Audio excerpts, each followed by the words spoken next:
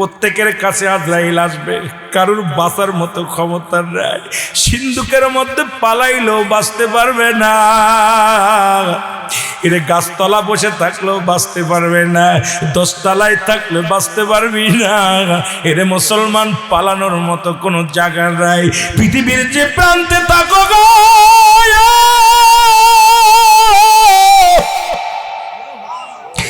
আজরাইল তোমার খুঁজে বাইর করবে, শুধু হুকুমতে দেরি।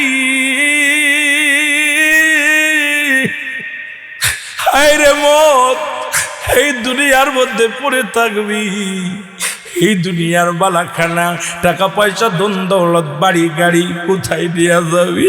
কার জন্য সুদ খাও, কার জন্য ঘুষ খাও, কার জন্য জিনাবে বিচার করো? এই দুনিয়ার জিন্দেগি রে, এই দুনিয়ার সম্পদ খাবে লোকে, তোমার দেহখানা খাবে পৌকেরে বান্দা। আজকে কত না সুদ খাইলা, ঘুষ খাইলা সংসারের জন্য, মেয়েকে সুখী রাখার জন্য, বিবিকে সুখে রাখার জন্য, ভাই বন্ধুকে সুখে রাখার জন্য, কত অন্যায় পথে পা বাড়াইলা, বাঁচা সম্ভব না, বাঁচা সম্ভব নয়। কিয়ামতের আগে 70টা মত আলামত। কয়টা আলামত? 70টার মধ্যে অধিকাংশ হয়ে গেছে। মুসলমান শুনে নাও, 70টা আলামতের এখন বর্তমান আর কয়েকটা বাদ আছে। তার মধ্যে ইমাম মেহেদী আলাইহিস সালামের আগমন, ঈসা আলাইহিস সালামের আগমন, খানে দাজ্জালের আগমন, 3টা ভূমিকম্প, একটা হলো পূর্বাঞ্চলে, একটা মধ্য অঞ্চলে, আর একটা পশ্চিম অঞ্চলে। এ মুসলমান শুনে নাও, ইজিদ মজুতের আগমন। এ মুসলমান, এইরকম একাধিকগুলো রয়েছে। এখন বর্তমান আর 10টা আলামত বাদ আছে রে মুসলমান। ঘাট হবে, নারী জাতি পৃথিবীর মধ্যে রাজত্ব করবে, পুরুষ জাতি যাযাবর হয়ে যাবে, মানুষে মানুষে এমন অবস্থা হয়ে যাবে, মানুষের কুকুরের খাসলাত হয়ে যাবে। নবীজি বলছে, বালহুয়া কিলাব, এই দুনিয়াটা পচা দুর্গন্ধময়ী। মানুষের চরিত্র হবে কুকুরের চরিত্র। কুকুর যেমন মরি পাইলে খুশি হয়, সে জামানার মানুষগুলো এমনভাবে অর্থমুখী হবে, এমনভাবে দুনিয়ামুখী হয়ে যাবে। দুনিয়ার জন্য কামড়া কামড়ি করে মারা যাবে, দুনিয়ার প্রেমের জন্য, দুনিয়ার জন্য সব কিছু শেষ করে দিবে। এই জিন্দেগির জন্য আখিরাত হারায়া ফেলবে, শুধু এই একটু সুখ শান্তির জন্য, বিলাসিতার জন্য। পাপের রাজ্য গর্বে জোরে জোরে চিল্লায় বলেন ঠিক কিনা? আমার ভাইরা, আমার বন্ধুরা, আমার আমি যেহেতু ভয়াবহতার দিকে যাওয়ার আগে একটু কথা না বললে আপনারা বুঝতে পারবেন না। আমার দেশে অলরেডি অনেক পীর সাহেব, ইমাম মেহেদী সেজে গেছে,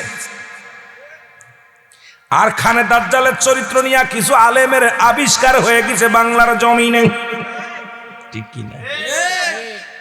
বাংলার জমিনে কিছু খানে দাজ্জাল, ওই কানা দাজ্জাল এসে গেছে। সে নিজের খুব বড় পণ্ডিত মনে করে, সে নিজে বড়।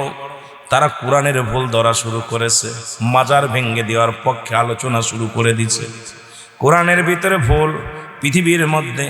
আবার দেখি কিছুখানে দাজ্জাল নবীরেও স্বপ্নে দেখছে, বলে নবীরে দেখছি, নবীর সাথে মোসাফা করছি, নবীজির সঙ্গে হাত মিলাইছে, আলীর সঙ্গে হাত মিলাইছে। কত বড় কাজ্জাবের কাজ্জাব! এতে এখন বর্তমান জামানার বড় দাজ্জাল, জোরে বলেন ঠিক কিনা? আমার ভাইয়েরা, আমার বন্ধুরা, আমার গভীর মনোযোগ।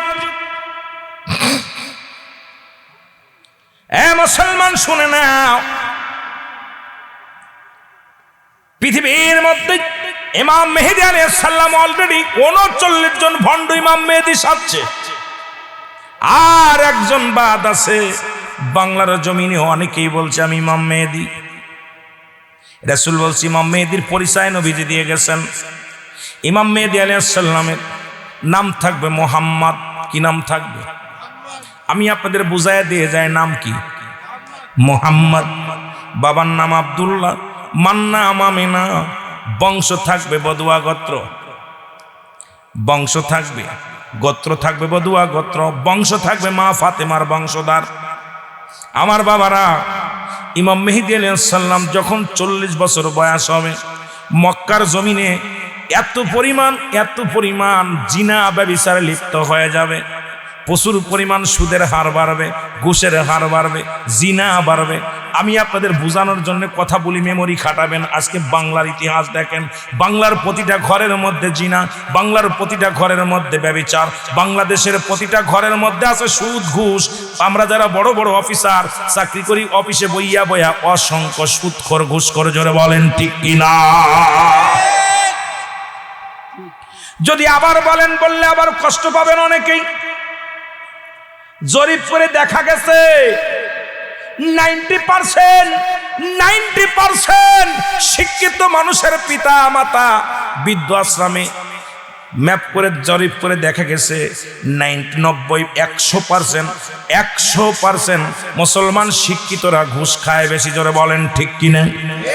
রিক্সা চালক ঘুষ খায় না, ভ্যান চালক ঘুষ খায় না, কৃষক ঘুষ খায় না।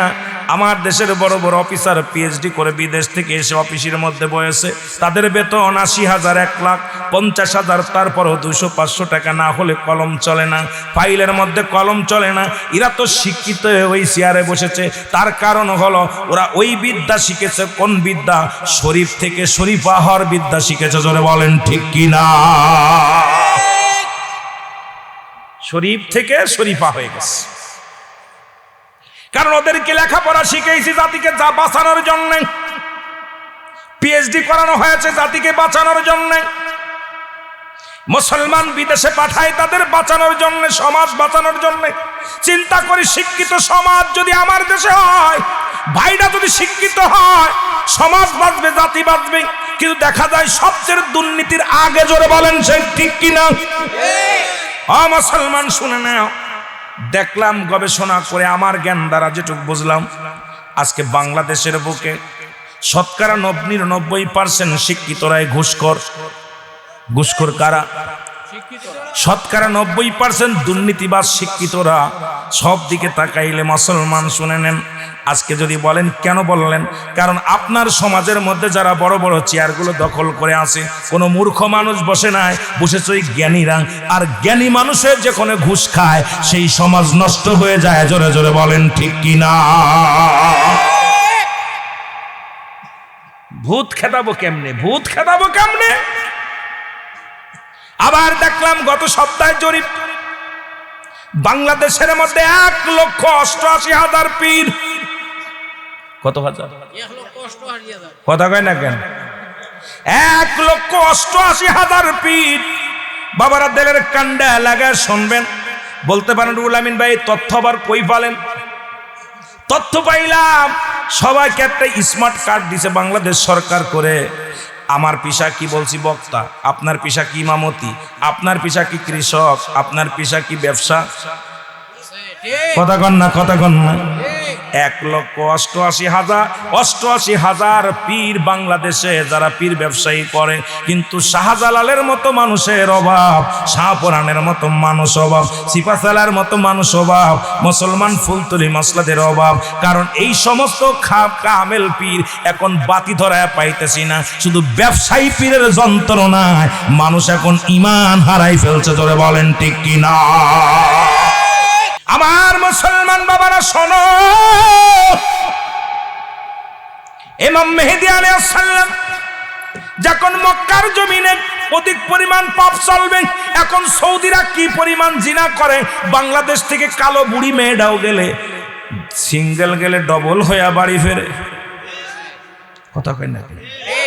কত বড় নিকৃষ্ট হয়ে গেছে তারা।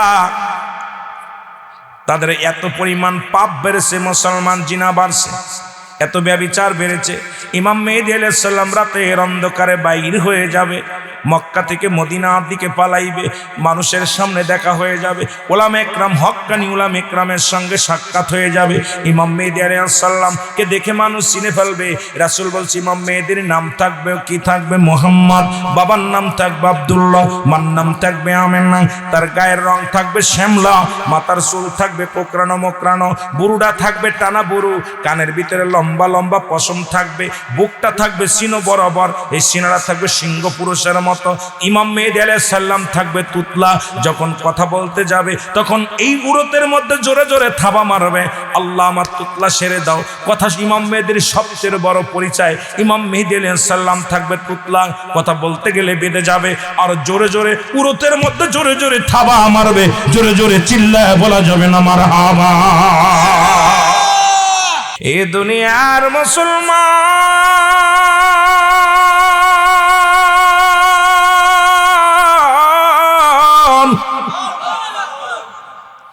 কে বা কার জন্য কান্দে, কে বা কার জন্য দোয়া করে। ও মুসলমান, বড় আনন্দ লাগলো আজকে পোস্টারের মধ্যে এই মুসলমান বাউগরিয়া, এই বাউগরিয়ার জমিনের মধ্যে মুসলমান কবরবাসীদের স্মরণের মাহফিল। সন্তান ভুলে যায়, বাবা ভুলে যায়, দাদা ভুলে যায়, গ্রামবাসী কবরবাসীদেরকে স্মরণে রাখছে। যুব সমাজ আজকে কবরবাসীদের স্মরণে রাখছে। তিনটা জিনিস কাজে লাগে মৃত্যুর পরে। নাম্বার 1 হলো নেক আমল। যা করলেন রে মুসলমান, এটা আপনার কাজে লাগবে। নাম্বার 2 হলো সদকায়ে জারিয়া, দান ধ্যান করে গেলেন মাদ্রাসা, মসজিদ, স্কুল, কলেজ, রাস্তাঘাট, ইসলামের কল্যাণের জন্য যেগুলো করে গেলেন। নাম্বার 3 হলো ও মুসলমান, নাম্বার 3 হলো নেককার সন্তান। তবে অত্যন্ত ভালো লাগলো এলাকার মানুষগুলো নেককার প্রতিবেশী, নেককার সমাজগুলো রেখে গেছে, যারা আজকে তাদের জন্য ইসালে সব দোয়ার অনুষ্ঠান, কবরবাসীদের রুহের মাগফিরাত কামনাতে মাহফিল খানা সাজাইলো। আল্লাহ যেন আজকের মাহফিলের খাতিরে আমাদের সবাইকে মাফ করে দেয়, জিন্দা এবং মৃত্যু ব্যক্তি সবাইরে যেন ক্ষমা করে দেয়। জোরে জোরে চিল্লায় বলা যাবেন আল্লাহু আকবার। এ দুনিয়ার মুসলমান গভীর মনোযোগ। আমার কিন্তু ওয়াজ দিছে কুল্লু মান আলাইহা ফান, সব শেষ ওই হাসরের ময়দানে। হাসরের ময়দানে ভয়াবহতা। আমার মুসলমান বাবারা গভীর মনোযোগ, একটু দিলের কান্ডা লাগা শোনো গো।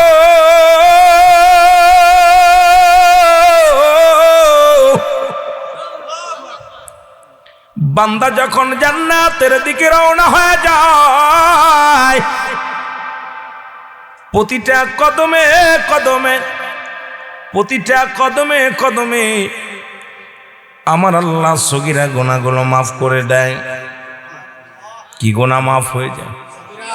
সগীরা গুনাহগুলো মাফ হয়ে যায়। বাড়ি থেকে রওনা দিছেন, জান্নাতের বাগানে আসবেন, নিয়ত করে যখন পাটা বার করলেন, একটা কদম ফেলাইলেন, সগীরা গুনাহ মাফ। দ্বিতীয় কদম ফেলাইলেন, সগীরা গুনাহ মাফ। তৃতীয় কদম ফেলাইলেন, সগীরা গুনাহ মাফ। চতুর্থ কদম ফেলাইলেন, সগীরা গুনাহ মাফ। এইরকম করতে করতে আমার আল্লাহ বান্দার জিন্দেগির সব সগীরা গুনাহ মাফ করে দেয়। জোরে বলো না আমিন। এ মুসলমান, আমরা শুধু সগীরা গুনাহ করি নাই, পদে পদে করছি কবিরা গুনাহ গো। নামাজ ছেড়ে দিয়া কবিরা গুনাহ। কি গুনাহ?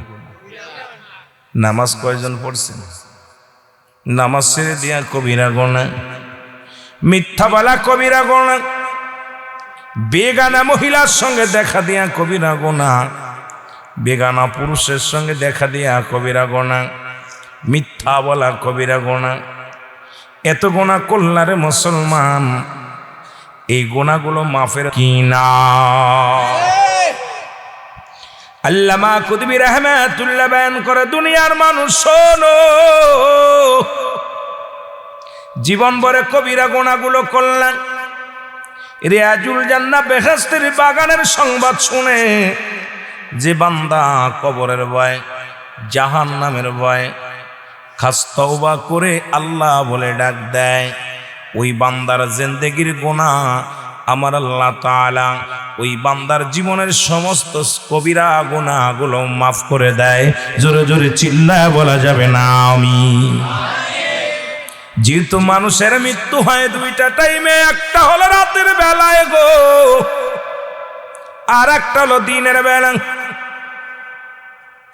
দিনের বেলা একটা, রাতের বেলায় একটা দিন শেষ করেছেন, মৃত্যুবরণ করেন নাই। রাত শুরু করেছেন, এখনো পর্যন্ত মৃত্যুবরণ করেন নাই। কিয়ামত পর্যন্ত কোন নবী আইতো না, কিয়ামত পর্যন্ত তওবার দরজা খোলা। কিসের দরজা? তওবার দরজা খোলা। এই জন্য শুরুতেই আমরা একটু তওবা করে নিই, আল্লাহ যেন আমাদের মাফ করে দেয়।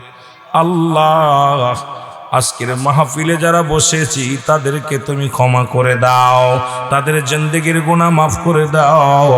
আল্লাহ, তাদের জীবনের সব ভুল ত্রুটি তুমি ক্ষমা করে দাও। জোরে বলো না আমিন। পৃথিবীর মধ্যে আসার একটা সিরিয়াল আছে, যার কোনো সিরিয়াল নাই গো। দেখা যায় পৃথিবীর মধ্যে বাবা জিন্দা, সন্তান নাই,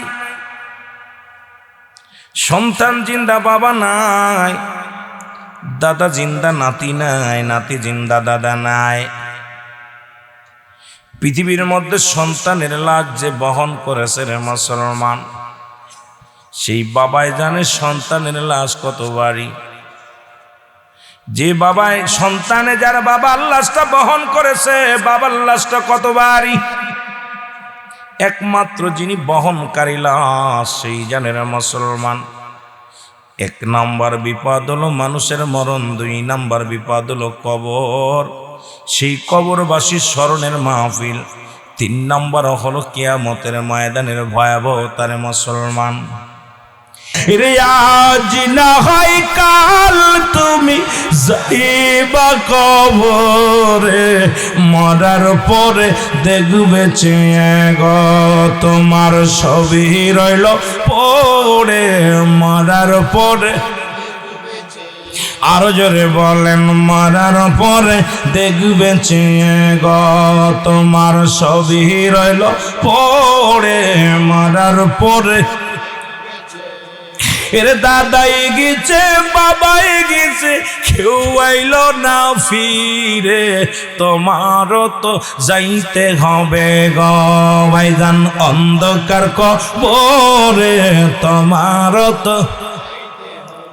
আরো জোরে জোরে বলেন, তোমারও তো যাইতে হবে গো ভাইজান অন্ধকার কবরে, তোমারও তো।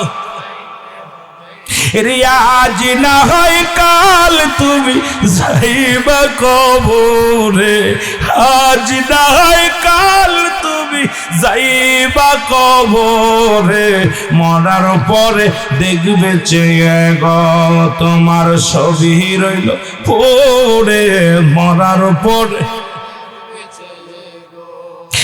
আদর করে ভালোবেসে রাখছো যারে বুকে ধরে, আদর করে ভালোবেসে রাখছো যারে বুকে ধরে, সেও তো যাবে তোমায় ছেড়ে, সেও তো যাবে তোমায় ছেড়ে, থাকবে না কেউ ধরাতে, সেও তো যাবে তোমায় ছেড়ে, থাকবে না এই ধরাতে, থাকবে না এই ধরাতে। আজ না হয় কাল তুমি যাইবা কবরে, মরার পরে দেখবে চেয়ে গো তোমার সবই রইল, মরার পরে দেখবে চেয়ে গো তোমার সবই রইল গো। আল্লাহুম্মা সাল্লি আলা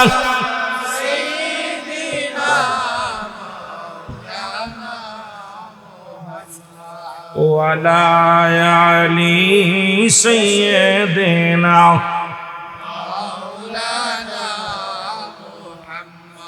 আমার দয়াল নবীর আগমনে এই বিশ্ব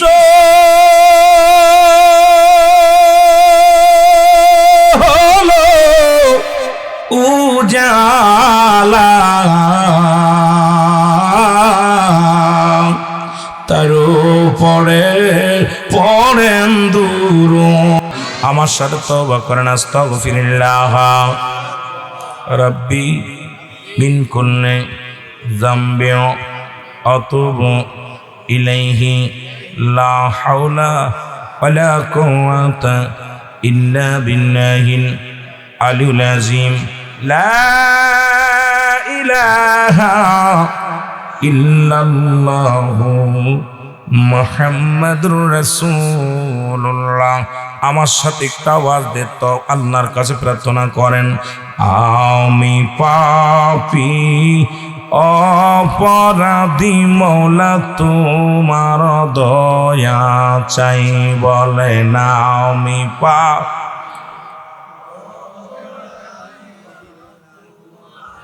এরে তুমি যদি না করো দয়া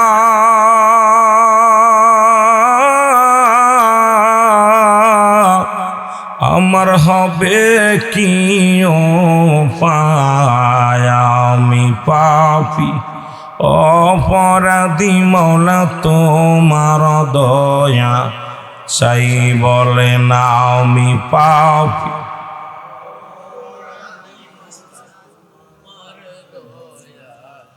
ওই আমি সংসারের মায়ায় পড়িয়া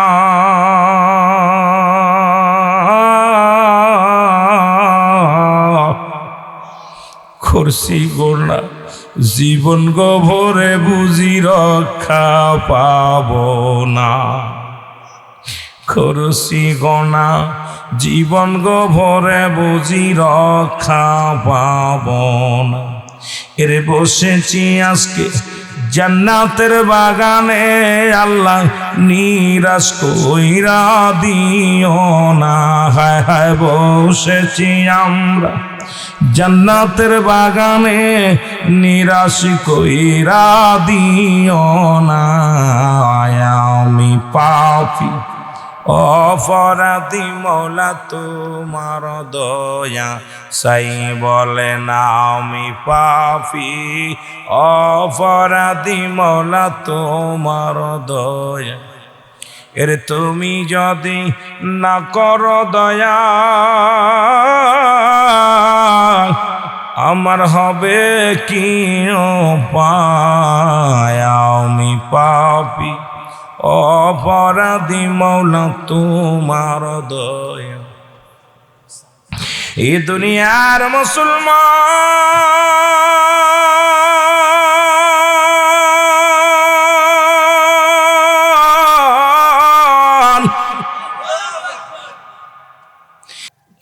হলো জিনাকারী মৌলবী, সে রাসূলের সঙ্গে সাক্ষাৎ করেছে, রাসূল তার হাত ধরে টান দিছে, সমস্ত মানুষদেরকে ধোঁকা দিতেছে। এই সমস্ত মানুষগুলো যে এখনো জিনার মধ্যে পড়ে আছে, ব্যভিচারের মধ্যে পড়ে আছে, ব্যাকগ্রাউন্ড ঘুরলে দেখা যায় নামাজ 5 ওয়াক্তের জায়গায় 1 ওয়াক্ত ঠিক মতো জামাতে পড়ে না। সে যদি কয় আমি রাসূল আমার সঙ্গে মুসাফা করেছে, আলী রাদিয়াল্লাহু তাআলা মুসাফা করেছে, কাবা শরীফের ময়লা সাফ করছি আমি, নাউজুবিল্লাহ বলেন না। মানুষকে একটা ধোঁকা দেওয়ার ব্যবসা থাকে, এইরকম ধোঁকা মানুষ দেয়, বড় লজ্জা লাগে, বড্ড লজ্জা লাগে। ব্যাকগ্রাউন্ড গুলো আমরা তো জানি, কিন্তু কেমনে বললো আপনার মুখ দিয়ে? আমি আশ্চর্য হয়ে গেছি। কোরআনের ভুল আছে, কোরআনের মধ্যে হাদিসের ভুল, অসংখ্য হাদিস সাহাবীদের কথা নিয়ে। ওজি আবার দেখলাম আজকে এক মৌলানা বলতেছে, ওয়াজ করতে গেলে কষ্ট হয় বাবা, গীবাত করতে আসি নাই, বড় কষ্ট লাগে, এই জন্যে কথা দুই একটা কথা বলতে হয়। রাসূলে পাকের আগে জান্নাতে প্রবেশ করবে হযরত বেলাল রাদিয়াল্লাহু তাআলা। সুবহানাল্লাহ বলেন না? বিশ্বাস হয় না? বেলাল হলো নবীর সাহাবী, আর নবী হলো জান্নাতীদের সর্দার, গোটা কুল কায়নাতের জান্নাতের সর্দার। কিন্তু হাদিস শরীফের মধ্যে দেখলাম রাসূলকে যে উটের বাহক হবে, যে যানবাহনে রাসূলকে চড়িয়ে নিয়ে যাবে, ওই লাগাম ধরে টানতে টানতে হযরত বেলাল আগে প্রবেশ করবে জান্নাতের মধ্যে। সুবহানাল্লাহ বলেন না? এখন যদি আপনি ওয়াজ যদি ভুল বোঝেন যে নবী জান্নাতের সর্দার, তার আগে বেলাল যাবে জান্নাতে কেমনে, এর মতো বাটপার পৃথিবীতে আছে। বেলাল তো লাগাম টানতে টানতে ঘোড়ার আগে যাবে, জোরে বলেন ঠিক কিনা? একটা ওয়াজ দেখলাম, ওই কাঠুরিয়ার একটা ওয়াজ আজকে দেখলাম, আমার ওয়াজটা নিয়ে আর এক মৌলবী ব্যঙ্গ করছে। আমি বলছি জান্নাতে, জান্নাত খাতুনে জান্নাত মা ফাতেমাতুজ জোহরা, উনি হলো জান্নাতীদের সর্দার। আর উনার ওই লাগাম টানতে টানতে আগে প্রবেশ করবে যে মহিলা, তিনি কাঠুরিয়ার বিবি জামিলা, জোরে বলেন মারহাবা। কথা বুঝি? আরোহণ করবে ঘোড়ায়, গাধায়, উঠে বহন করবে। এই বুকাদের বুঝাইতে পারি না, কয় জান্নাতীর সর্দার ফাতেমা, তার আগে যদি আরেকজন জান্নাতে ঢুকে যায় তাহলে ফাতেমার বেইজ্জতি করা হয়। এই গাধার বাচ্চা গাধা বোঝে নাই, বোঝে নাই যে কি বলতেছিলাম।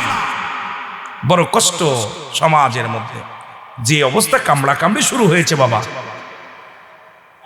দুঃখ। কথা বোঝেন? প্রেমের কাছে সব দলিল ব্যর্থ, জোরে বলেন ঠিক কিনা? ভালোবাসার কাছে কথা কয় না কেন? আমি একটা উদাহরণ ছোটবেলা দিতাম, ইশক মহব্বত দুটি একই জিনিস, ব্যবহারে পার্থক্য হয়ে যায়।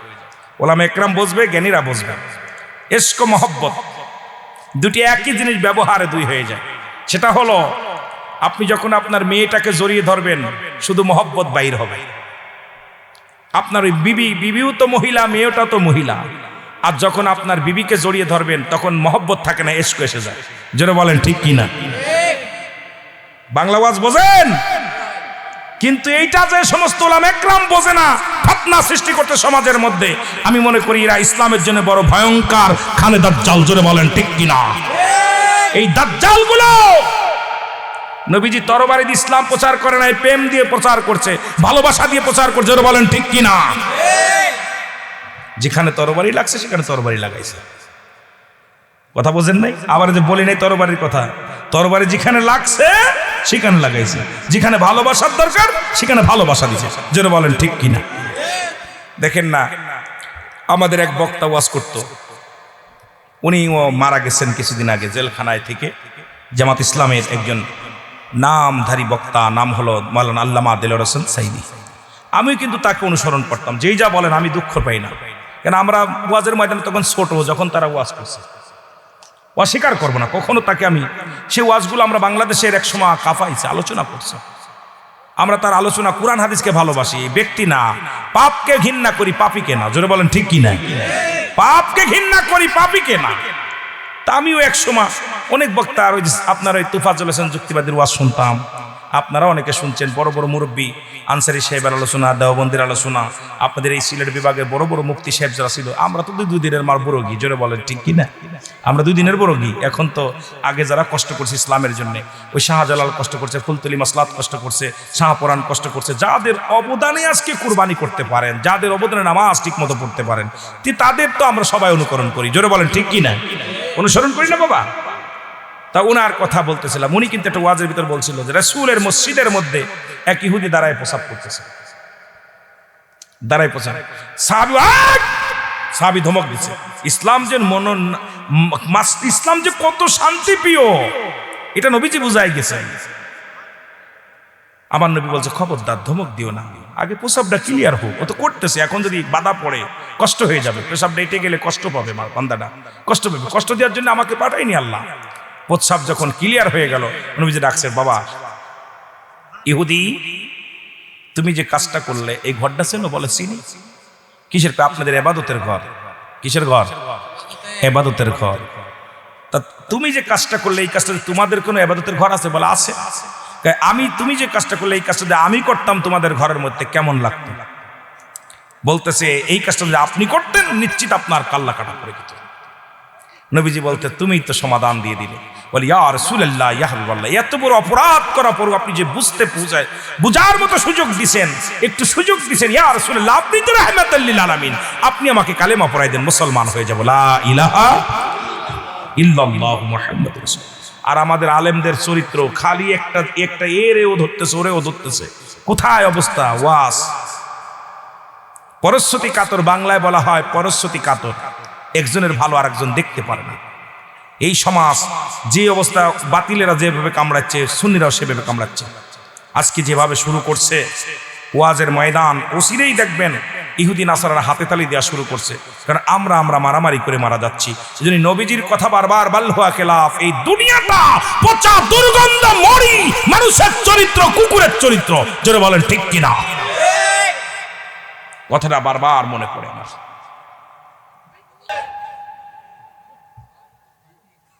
রাগ করেন? ব্যবসায়ী পীর, ঘরে ঘরে পীর।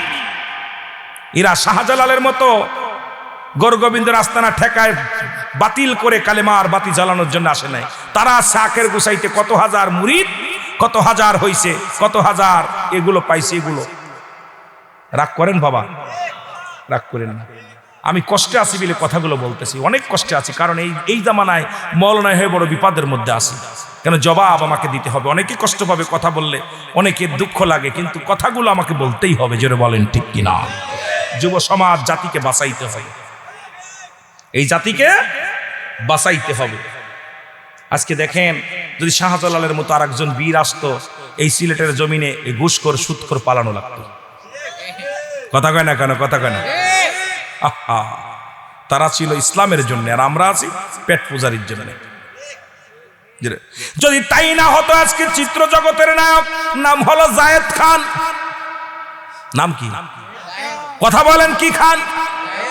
যার পিসা হলো জিনা করা, যার পিসা হলো নারী নিয়ে আড্ডা মারা, যার পিসা হলো মহিলাদেরকে নিয়ে বেহুদা ব্যবসা করা, সে যদি বলে বাংলাদেশের গালি দিয়ে বলে ইমামরা হলো বলৎকার, আজকে একটা ইমাম প্রতিবাদ করে নাই, তার মানে বুঝতে বাকি নাই সব ইমাম এখন পেট পুজরি, কারণ দিনের জন্য কেউ নাই। জোরে বলেন ঠিক কিনা?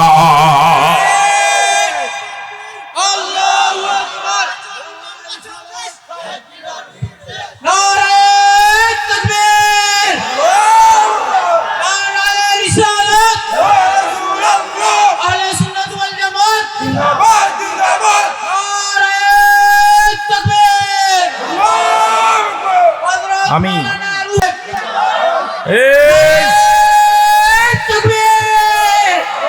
সিলেটের ইমামরা, মৌলভীবাজার ইমামরা হলো ছেড়ে দাও ইমামতি, দরকার নাই। ইমাম মানেই নেতা। নেতারা যদি বলৎকার হয়, তাহলে মুসল্লিরা কি হইব? কথা কয় না কেন? সিলেট বিভাগের যদি ইমামরা ঐক্যবদ্ধ হয়ে যদি একটু রাস্তায় দাঁড়াতো, জায়েদের বাপ আয়া ক্ষমা চা লাগতো। জোরে বলেন ঠিক কিনা? কিন্তু চিন্তা, কথা বললেই চাকরি চলে যাবে। কথাটা বলছে কি দেখছেন? গালি দিয়া বলছে, একদম ডাইরেক্ট হালা বলছে। কথা বলছেন নি? হালার ইমামরা বলৎকার।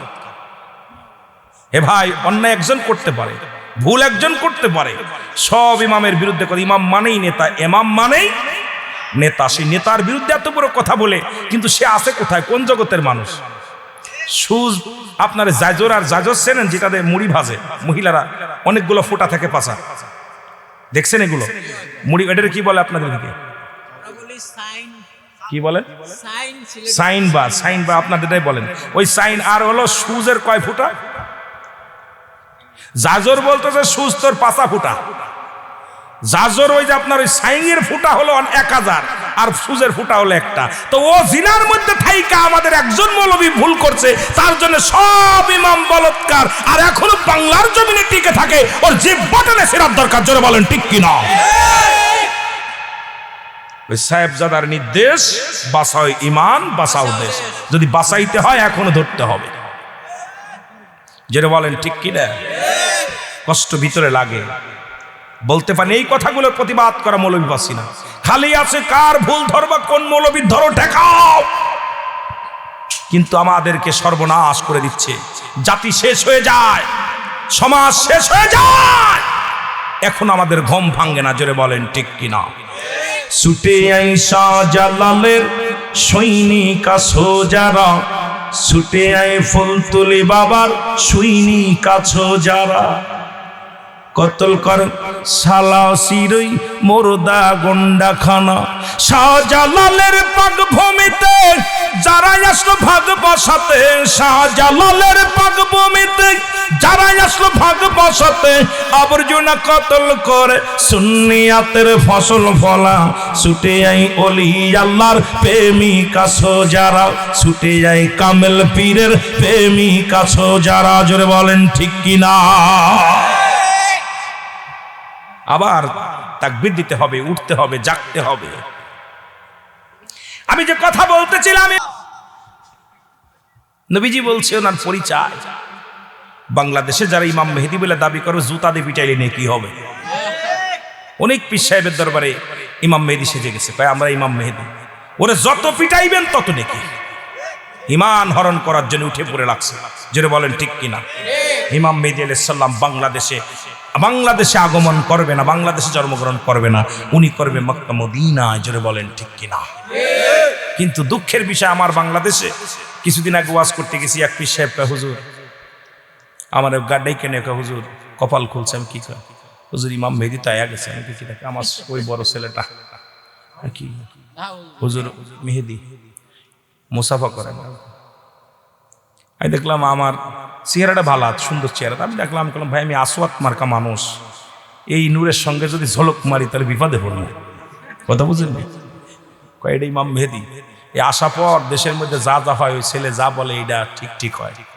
কথা বুঝলেন আমি ওনার কাছে বায়াত বাপে করছি আমি ওনার কাছে বায়াত গ্রহণ করছি ইমাম মেহেদী নাউজুবিল্লাহ বলেন আহা জাতিকে মূর্খ করার জন্য জাতিকে শেষ করার জন্য উঠে পড়ে লাগছে একটা জাতি একটা কম জোরে বলেন ঠিক কিনা এই যে রাসূল পাক সাল্লাল্লাহু আলাইহি সাল্লাম যখন মক্কা থেকে মদিনার দিকে যায় নবীজি তিন দিক ফিরে দোয়া করছে মক্কার দিকে ফিরে মদিনার দিকে ফিরে ইয়ামেনের দিকে ফিরে নজবাসীদের দিকে ফিরে দোয়া করে নাই নবীজি বলার পর সাহাবীরা বলে ইয়া রাসূলুল্লাহ আপনি তিন দিক ফিরে দোয়া করলেন নজবাসীদের দিকে দোয়া করলেন না নবীজি বলছেন না আমি দেখতেছি অচিরেই এই নজবাসীদের মধ্যে শয়তানের শিং বাইর হবে কিসের শিং কথা বলেন না কেন নতুন নতুন মাসালা দিবে নতুন নতুন আপনাদেরকে আপনারা এতদিন ধরে যা করছেন এগুলো বিভ্রান্তি করে এমন মাসালা দিয়ে দিবে কিতাবের নাম আঙ্কারা থুয়ে দিবে ওই নাম জীবনে শোনেনি না কথা বুঝেন না যত ভুয়া বাট্টা দলিল কয় মিশর থেকে কিতাব আনছি এর থেকে মিশর আরে আল্লাহকে আল্লাহ মানি কোন দলিল লাগবে না আল্লাহ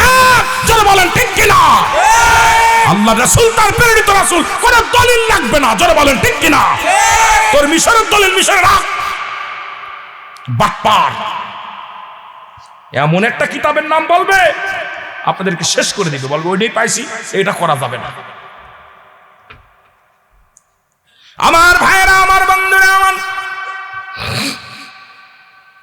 ইমাম মেহেদী আলাইহিস সালাম যখন প্রকাশ পাবে ওলামা একরাম যখন চিনে ফেলবে ইমাম মেহেদী বলবে আমি ইমাম মেহেদী না আমার নাম মুহাম্মদ তখন উপর থেকে একটা আওয়াজ আসবে হাজা খলিফাতুন ফিল আরদ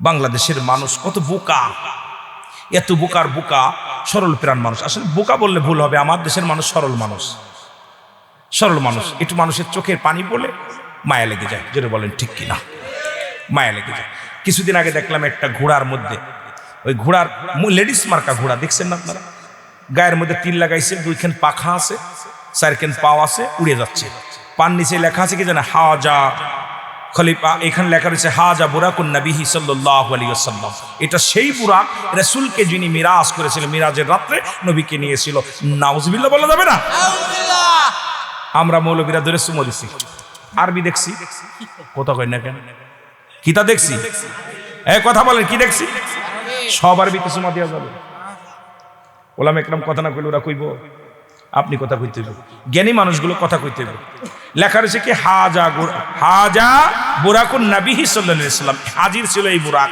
নবীজি যখন মিরাজে গিয়েছিলেন নবী সাল্লাল্লাহু আলাইহি ওয়াসাল্লামকে মিরাজ এই আমি আশ্চর্য হয়ে গেলাম আরে আমার নবীরে মিরাজ দিবে এরকম লেডিস মার্কা ঘোড়া দিয়া আমার নবীকে দুই ভাগে মিরাজের অর্থাৎ একটা গেলেন নবীজি একটা গেলেন বুরাকে গেলেন ওখান থেকে গেলেন যখন ওই রাখলেন কোথায় সিদরাতুল মুনতাহা পর্যন্ত যখন নবীজি গেলেন তখন রব প্রাণী গাদার চাইতে একটু বড় খচ্চবের চাইতে একটু ছোট এই প্রাণীগুলো এখন ওই মিরাজের তথ্য আলোচনায়ও জানে না যাই না বলে ফেলেছে লিখে ফেলেছে এটা সেই বুরাক নবীজি কারণ করেছে কত বড় আমার নবীর নামে এটা তোহমাত দিছে আর আমাদের অনেকের ঘরে টানায় থুইছে এগুলো কথা কয় না কেন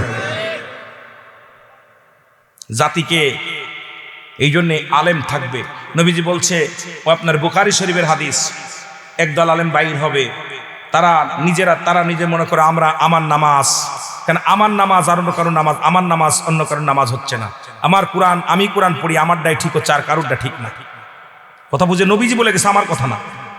নবীজি বলছে ওই দলের মধ্যে কিছু আলেম আসবে, তারা নিজেরা যেটা বলবে ওটাই কারেক্ট আর কোনোটা কারেক্ট না। কিছুদিন আগে আমাদের এক বক্তা, আমাদের ভিতরে আমার এক ফ্রেন্ড, উনি ওয়াজ করলেন যে পীরের বাড়ি কুরবানি করা ইব্রাহিম আলাইহিস সালামের গোপন সুন্নাত। তা আমরা তখন ধরলাম ওনাকে, হুজুরে কি বললেন? বলে এটা রায় দিতে হবে আপনাদের, রায় না দিলে আমার ইজ্জত থাকবে না। তখন ধরে ফেললো, এইটা ধরলো আপনাদের শাহ আলম সাহেব, মুফতি শাহ আলম সাহেব, এবং আপনার ওই আরেকজন, উনি লন্ডন থাকে, ওনার নামটা উনি আইনুল হুদা। আইনুল হুদা আমাকে ফোন দিল, ভাই আপনার এই বক্তা এই যে এতবার একটা কথা বললো যে ইব্রাহিম আলাইহিস সালামের গোপন সুন্নাত পাইলো কই? আমাদেরকে রাত্রি নিয়ে বসে কয়, হুজুর এই আমাদের ইজ্জত থাকে না, এখন আপনারা বলবেন আছে, এটা কোন আছে? কিতাবের নাম আঙ্কারা। কথা বলছেন, এই যে মানুষকে বিভ্রান্তি করতেছেন, খিসারত আল্লাহর দরবারে একদিন দেওয়া লাগবে, যেটা বলেন ঠিক কিনা? অধিকাংশ আলেমদের জিহ্বা কাটা হবে আগুনের কাছে দিয়া। দেখেননি কত বড় একটা ধোঁকা দিয়ে দিল যে ইব্রাহিম আলাইহিস সালামের গোপন সুন্নাত হলো পীরের বাড়ি কুরবানি। আবার পরে এসে বলছে এই কথার কাউল আমি না, এটা আমি বলি নাই, অথচ এক মুখে সকালে বলতেছে, এটা বিকেলে বলতেছে একটা। নবীজি বলে গেছেন ওই কমের মানুষের, ওরা বলবে আমরা কোরআন যেটা পড়ি আমাদেরটা কারেক্ট, আর কারোর কোরআন ওদের গলার নিচে নামবে না, এই গলার নিচেই নামবে না ওদের কোরআন, উপরে থাকবে। ওদের চেহারা সুরত হবে ভালো, দেখতে শুনতে ভালো হবে, ওরা মসজিদ আঁকড়ে ধরবে, এরপরে ওরা মানে ওদের মনটা থাকবে এত দেখতে, ওদের ভাগ নিগ্রহ, আপনার ওই যে শিকারী যেমন ভাগ যেমন শিকার ধরার জন্য সবল পাতে, তার দিলে যেমন মায়া দয়া থাকে না, ওই সমস্ত আলেমের দিলে কোনো দয়া মায়া থাকবে না। ও মানুষকে বিভ্রান্তি এমন ভাবে করবে, মানুষকে আক্রমণ করবে, ওর দিলের ভিতরে কোনো মায়া বলতে মমতা বলতে বিরাজ করবে না। যেমন ধনুক, রাসূল বলছে ধনুক থেকে যেমন তীর থেকে যেমন ধনুকটা ছুটে গেলে ফিরে আনা যায় না, ওই সমস্ত আলেমদের জবান থেকে যে কথাগুলো বাইর হবে, ওরা শুধু বাইর করবে আর ফিরে আনা যাবে না, ওরা ওইটা বাইর করার জন্য চেষ্টা করবে। কথা বোঝেন নাই? ধোঁকাবাজ। আল্লাহ আমাদের কবুল করুক, জোরে বলুন আমিন। তা যেটা বলতেছিলাম, হাজা খলিফাতুন ফিল আরদ, আমি এই জামানার খলিফা। তো উলামা ইকরাম বলবে হুজুর আপনাকে তো চিনে ফেলেছি, এখন কোথায় যাবে? আওয়াজটা কে করেছে? তখন ইমাম মেহেদী আলাইহিস সালাম, হ্যাঁ আমি ইমাম মেহেদী আলাইহিস সালাম, জোরে বলেন না মারহাবা। তখন প্রকাশ পাবে এজিদ মজুদ আসবে ওখান থেকে, ওই বাদশাহ জুলকারনাইন নাম, অনেক ইতিহাস অত বলতে যেতে পারবো না আমি, যেহেতু বোঝানোর জন্য, যেহেতু কিয়ামতের দিকে একটু যাচ্ছি, আমার শেষ জীবন হাসরের ময়দানের দিকে যাচ্ছি, এই জন্যই কথাগুলো বাইরে করে দিয়ে যাচ্ছি, কারণ আপনাদের জন্য গুরুত্ব কথা আপনাদের কাজে লাগবে। এজিদ মজুদকে আপনার ওই হযরত জুলকারনাইন, বাদশাহ জুলকারনাইন, ইনি রূপা দস্তা তামা দিয়ে একটা প্রাচীর বানাইছে, ভালো করে ঘিরে রাখছে, তার মধ্যে বন্দী করে রাখছে। এরা তখন ওই তাদের জবান দিয়ে বাইর হবে আলহামদুলিল্লাহ, যখন ইমাম মেহেদী প্রকাশ পাবে তখন ওদের জবান দিয়ে বলবে আলহামদুলিল্লাহ, সঙ্গে সঙ্গে প্রাচীর ফেটে যাবে। যেমন শাহজালাল আজান দিয়েছিল, আল্লাহু আকবার আল্লাহু আকবার, গোরগোবিন্দ দালান নাচা শুরু করেছিল, আল্লাহু আকবার আল্লাহু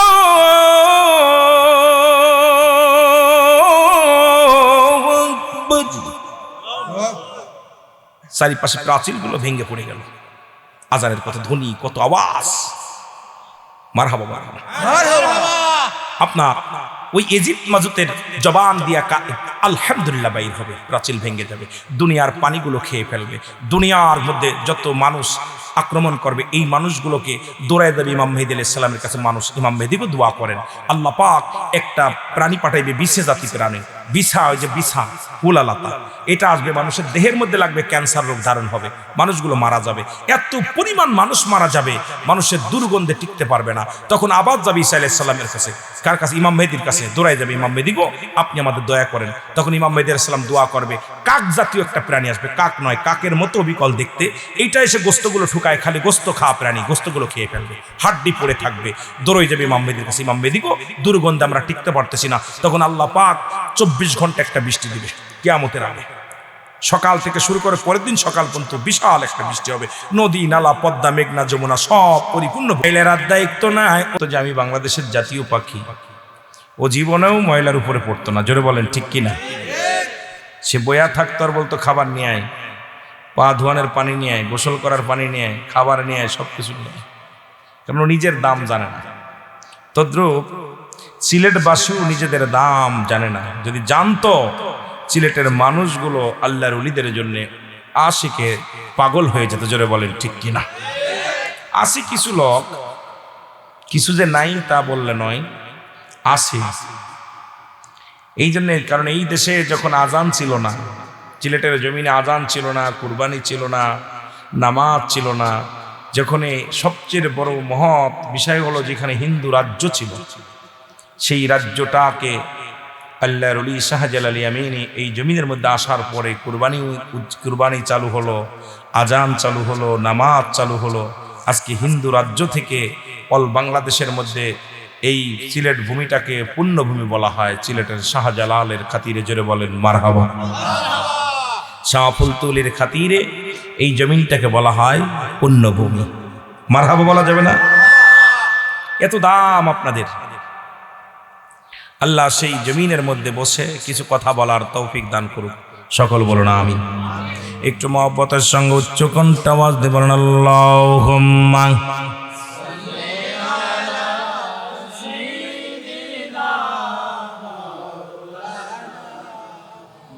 ওয়ালা আলি সাইয়্যিদিনা।